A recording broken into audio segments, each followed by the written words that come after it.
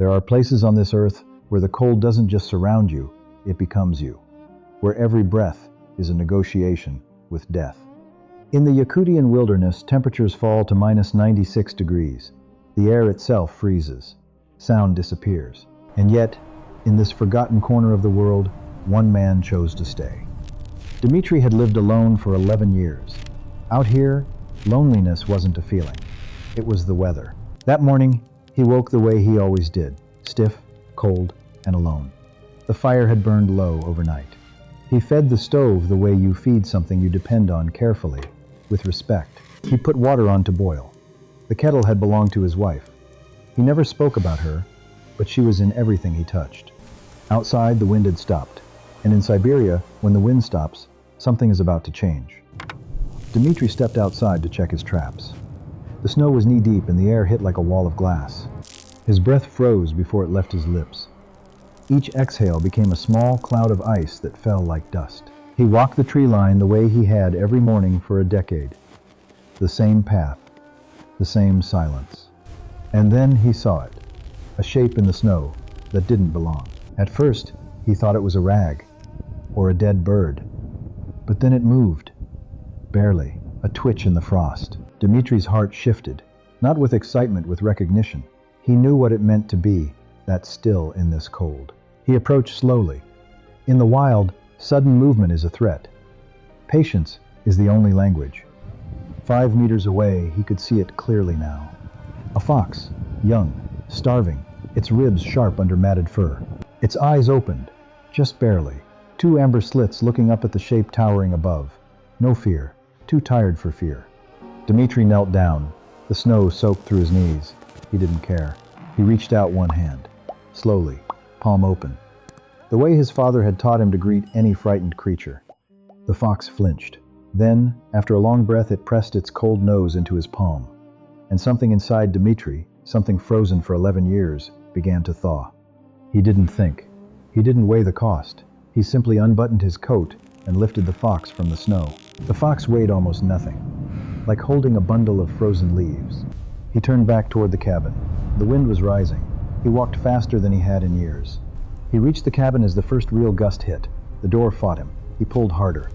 Inside, the warmth hit them both. The fox shuddered, a full-body tremor. It was the first sign that it was still fighting.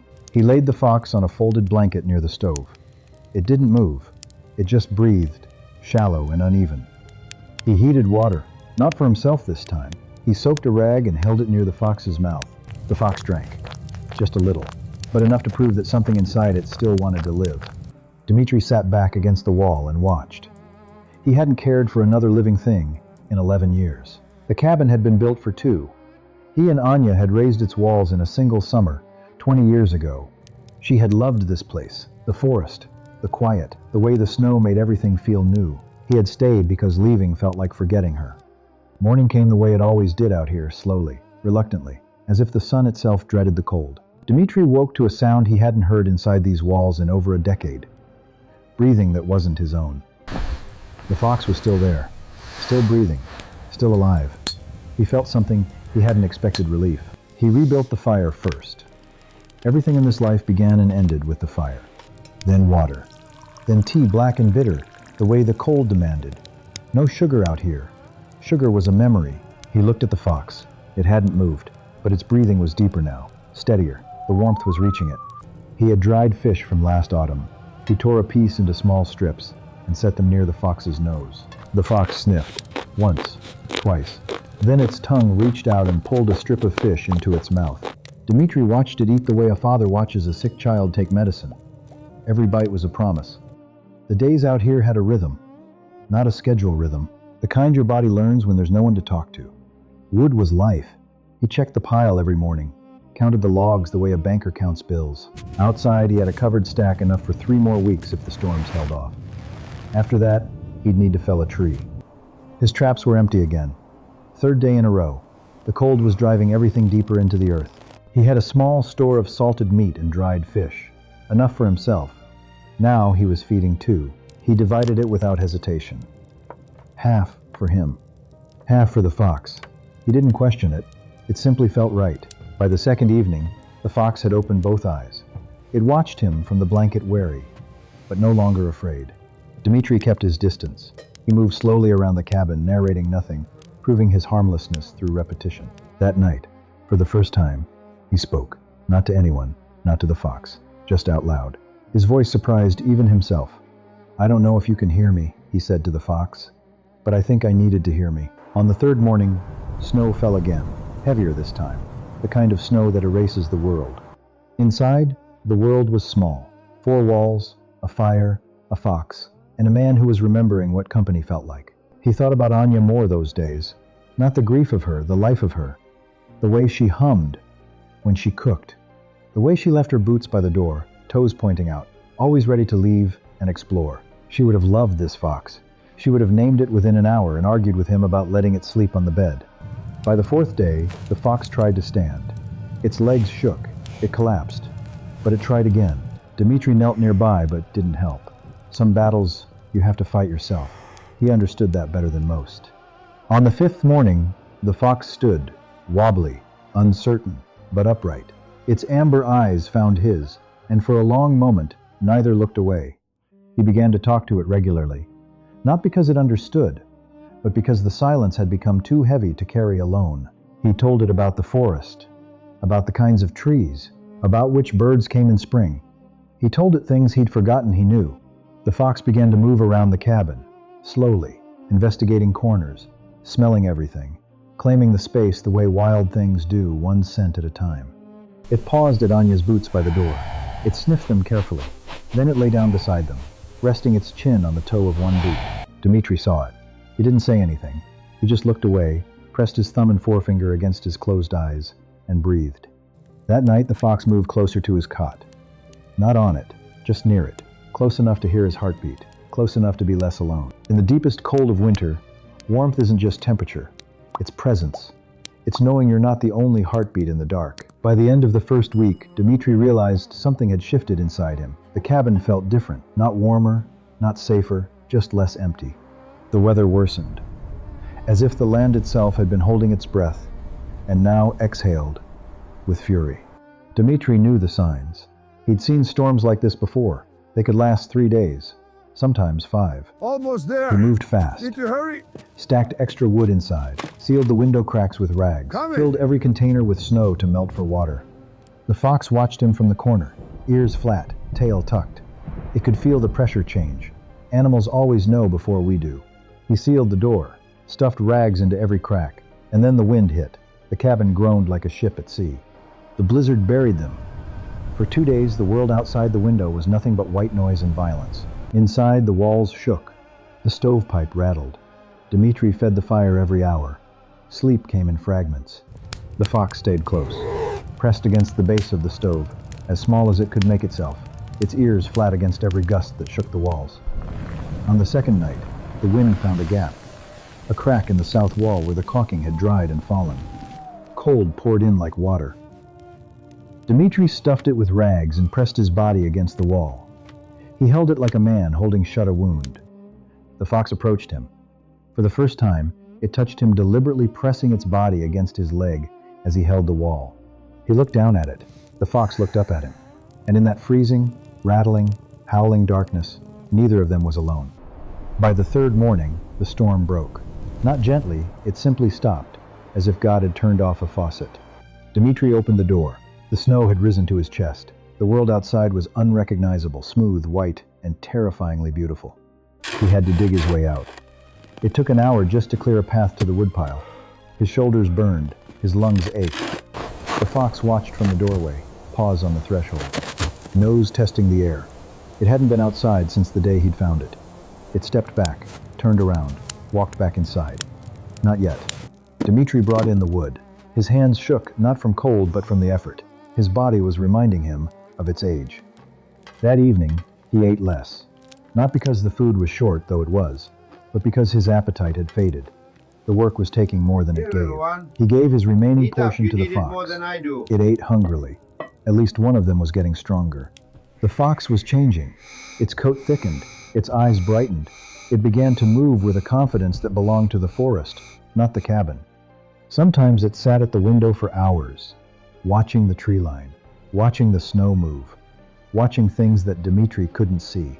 Dmitri noticed. He pretended not to. But he noticed. God's mercy. 4 days after the Forgive the storm, waste. he checked his traps. One had caught a Worse than hare. a week. His hand shook as he freed Don't it from the fail me wire. now.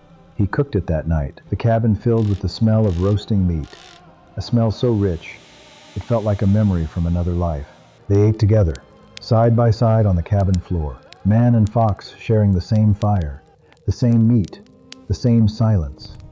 After dinner, something happened that Dmitri would remember for the rest of his life. The fox played. It pounced, darted, skidded on the smooth floor. It looked ridiculous. It looked magnificent, and Dmitri laughed. A real laugh, from somewhere deep and unused and almost forgotten. The sound surprised, even the fox. He couldn't remember the last time he'd laughed. It felt like cracking ice off a frozen river, painful at first, then suddenly flowing. That night, the fox slept on his cot, not beside it, on it, curled in the crook of his knees, like it had always belonged there. Days blurred into a rhythm. Feed the fire, boil water, check the traps, talk to the fox. The loneliness didn't disappear, but it stepped aside. He gave the fox a name one quiet afternoon. He hadn't planned to. It just came out, the way true things do. Ruka, he said Hey quietly. there, Dmitri. It meant hand, because it was a hand reaching out from the wilderness that had pulled him back from disappearing. The days grew slightly longer, not warmer, never warmer, but the light lingered a few minutes more each evening, as if reluctant to leave. But with the longer light came a sound that changed everything, a howl, distant, primal, rising from the forest floor like smoke. Inside, the fox froze. Its whole body went rigid. Ears up, nose pointed at the wall. It knew that sound the way fire knows wind. Dmitri reached for his old rifle above the door. He hadn't fired it in 2 winters. He wasn't sure it would work. The howl came again. Closer. Ruka pressed herself against Dmitri's ankle. He felt her heart racing through her ribs. He sat by the door all night, rifle across his knees, the fox in his lap. Neither slept. Too many. By morning, the wolves had moved They on. encircled Their tracks us. circled the cabin twice, close enough to smell the smoke, then disappeared into the trees. He counted the tracks. 4 wolves, maybe 5. A family, hunting, hungry like everything else out here. He reinforced the door that day, added a second beam, checked every wall seam. The cabin was his fortress now, and he had someone to protect. A week passed, then 2.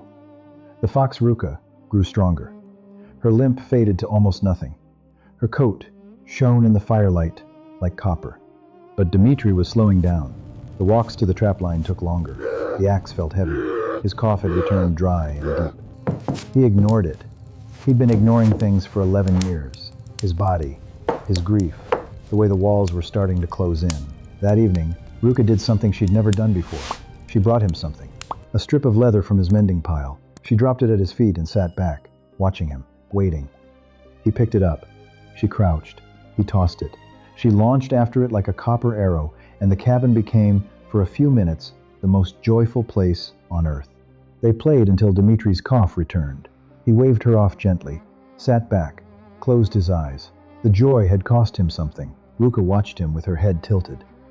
She could read him the way he read weather through signs too subtle for words. She walked to him, slowly, placed her chin on his knee, and stayed. "You know, don't you?" he said. "You know I'm getting tired." Ruka's ears moved, not a response to words to tone, to the vibration of a voice that carried something heavier than sound. Outside, the temperature dropped further. The trees cracked like gunshots in the dark. Even the earth was breaking under the weight of the cold. The next morning, Dmitri woke shivering. The fire had died to ash. I can't. His body wouldn't stop trembling. He tried to rise. His legs buckled. He caught the edge of the cot and held on, breathing hard, willing his body to obey. Ruka was at his feet, pressing against his ankles, not understanding, but present, always present. He managed 3 steps toward the stove. Then his vision blurred. The cabin tilted, and the floor came up to meet him. He hit the floor, the cold wood against his cheek. The last thing he felt before the darkness took him was a small, warm body pressing against his chest. Hours passed. The cabin grew colder. Frost climbed the walls like white ivy. The stove sat dark and silent, a dead heart in a dying room. Ruka did not move. She lay against him, her heartbeat pressing into his ribs. Her body, 104 degrees of Fox, the only furnace left. She licked his face. Once. Twice. The way a mother fox cleans her kits. Warm tongue against frozen skin. She didn't stop. Through the afternoon, through the falling dark, she pressed closer, wrapped her tail around his neck, and held on. Outside, the stars appeared, sharper than glass, the sky clear and merciless. On nights like this, the cold could kill a healthy man in 20 minutes. Dmitri was not a healthy man. Inside, the temperature had dropped below freezing. Water in the kettle had turned to ice. The walls crackled with frost. But where Ruka lay against his chest, around his neck there was still warmth, a pocket, a defiance, a refusal to let the cold take everything. Sometime in the deep hours of the night, Dmitri's hand moved. A finger, just one, curling slowly into the fox's fur. Ruka felt it. She lifted her head. Her tail thumped once against his chest. She pressed her nose into his palm, the same way she had the first day he found her. His eyes opened, barely. Slits of gray in a face like carved ice. He saw her, the copper fur, the amber eyes, the impossible warmth. Ruka, he whispered, the word barely a sound, but she heard it. Her ears moved. Her tail moved. She heard it. He knew he had to move. The stove was 3 meters away. 3 meters might as well have been 3 kilometers. But Ruka was warm, and the stove was not, and that was the difference between dying on this floor and living through the morning. He crawled, inch by inch, his elbows on the frozen floor, his breath leaving frost trails on the wood beneath his face. Ruka walked beside him, matching his pace, stopping when he stopped, moving when he moved. She would not go ahead. She would not fall behind. He reached the stove. His hand found the iron door, cold as bone. He pulled it open with the last of what he had. Birch bark, kindling. His hands shook so badly that the matches scattered across the floor. Ruka nosed one back toward his fingers. The match struck. It took 4 tries, but it struck, and the birch bark caught, and the first curl of flame was the most beautiful thing either of them had ever seen. The fire grew, slowly at first, then with a hunger of its own, kindling to logs, smoke to heat. The cabin began to breathe again. He sat there on the floor beside the stove for an hour, maybe 2, feeding it, watching it, making sure it wouldn't die again. He boiled water, drank it slowly, each swallow a decision to keep going. He fed Ruka. She ate beside him. The rhythm returned. That night, he didn't sleep on the cot. He stayed by the fire, Ruka in his arms, his back against the warm iron. He would not let this fire die. Dawn came softly. The light through the window was different, warmer. Not spring, but not the deepest dark either. Something had shifted. Dmitri stood that morning, fully, without grabbing the wall. His legs trembled, but they held. He was still here. Ruka sat on the cot watching him. Her tail swept back and forth across the blanket. He could have sworn she was smiling. He walked to her, sat on the cot beside her, put his arm around her small body, and said the only word that mattered. "Thank you," he said. And he meant it the way mountains mean it when they hold back the sea, completely, without condition. The days after were slow, careful. He rebuilt his strength, the way he rebuilt everything, one piece at a time. On the 3rd morning after the crisis, he stepped outside. The air was cold, but the light was different. There was yellow in it, pale, distant, but real. Ruka appeared at the door behind him. She stepped outside for the first time since the storm. Her nose went up. Her ears went forward. The forest was calling. She took 3 steps into the snow, stopped, looked back at him, then returned to the door. "Not yet," her eyes seemed to say. "Not yet." Dmitri recovered, slowly but fully. The cough faded. His arms remembered their strength. He split wood again. He walked to his traps, without stopping to rest. And Ruka grew restless. She paced at the window. She stood at the door when he opened it. She watched the tree line with an intensity that didn't belong indoors. He saw it happening, the way you see weather coming. You can't stop it. You can only decide how to stand when it arrives. He could have kept the door closed. He could have tried to hold on. But he'd learned something from 11 years alone. Love isn't a cage. It's an open door. He stood, walked to the door, lifted the beam, and pulled it open. Ruka stopped pacing. She stood still, looking at the open door, then at Dmitri, then at the door. The forest beyond was bright and wide and waiting. She walked to the door, slowly, stopped at the threshold, and looked back at him one last time. He nodded, just once, as if to say, "Go, you were never mine to keep." She turned, leapt off the threshold, and ran. Copper against white, small and fast and free. She did not look back again. He stood in the doorway until she vanished. A copper point swallowed by white and green, then just trees, then just silence. He closed the door, not all the way. He left it open a crack, just enough for a fox to push through if it ever wanted to come back. The cabin was quiet again. The stove crackled. The kettle sat on its iron plate. Everything was the same as before, except him. He picked up her blanket, folded it, held it to his face for a moment. The smell of fox and warmth and something like family. Then he set it by the stove, ready, just in case. Days passed. He fell back into his rhythm, but now he talked. To the stove, to the kettle, to the walls. The silence had been broken, and it would not return. Each morning he checked the door crack. Each morning the snow outside was unmarked. She had not come back. On the fourth day, he walked to the tree line. He found her tracks, small, confident prints, leading deeper into the birch forest. She was alive. She was running.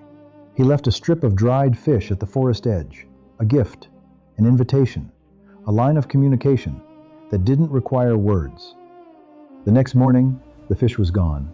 In its place, a single feather, a grouse feather, placed on the same rock. He stared at it for a long time. He brought the feather back to the cabin, pinned it to the beam beside Anya's photograph. Two things he loved, both gone, both still present. The exchange continued. He left fish. She left things: a bone, a tuft of rabbit fur, once a perfect pine cone. The rock became their mailbox. Weeks passed. The cold loosened its grip.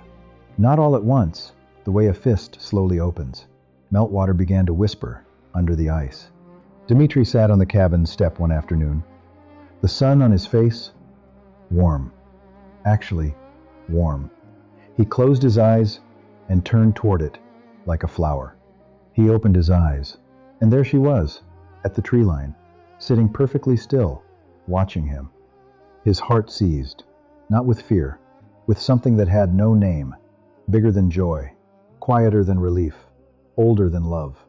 She was not alone. Behind her, half hidden in the birch trunks, a second fox, larger, darker, cautious, watching with golden eyes. A mate. She had found a mate. The wilderness had given her back everything Dmitri had given it, and more. Dmitri did not stand. He did not call out. He did not move toward her. He simply sat and watched, and let her be what she was. Ruka tilted her head. The same tilt she'd had that first morning on the blanket. Some things don't change, no matter how wild you become. He smiled. A full smile. The kind that uses every muscle in the face and leaves nothing in reserve. The kind he thought he'd forgotten how to make. She watched him smile. Then she stood, turned toward her mate, touched her nose to his muzzle, a gesture Dmitri recognized. She was saying, "This is my family now." She looked back one final time. Amber eyes across 50 meters of melting snow. The look held 11 years of loneliness, 3 months of warmth, and one open door. Then she turned and ran. 2 foxes disappearing into the birch forest, copper and russet, side by side, swallowed by green and white and light. He sat on that step until the sun moved behind the trees. He didn't cry. He didn't need to. Some feelings are too complete for tears. Spring deepened. The snow retreated to shaded hollows. The birch trees leafed. Wildflowers pushed through where frost had ruled. The world remembered how to be alive. Dmitri repaired the cabin, patched the south wall properly, replaced the roof shingles the storm had torn. He worked without hurry. There was time now. He built a small bench outside the cabin door, facing the tree line. A place to sit in the evening, a place to watch for copper in the green. Some evenings he thought he saw movement at the tree line, a flash of copper, the swish of a tail. He never knew for certain, but the possibility was enough. He started a garden, small, just herbs and root vegetables. Anya had always wanted a garden. It only took him 11 years to listen. The door stayed open every day, even when the evenings cooled. He left it open the way you leave a light on for someone who might come home. One morning in late spring, he found something on the cabin step. A small, perfect pine cone, placed precisely in the center of the wood, the same kind Ruka used to leave on the rock. He picked it up, held it like a jewel, and set it on the shelf beside the enamel cup and the photograph and the feather, his collection of what mattered. Summer came, the long light, the warm nights, He sat on his bench each evening and watched the tree line turn gold. He was alone, but he was not lonely. There is a difference, and he had learned it from a fox.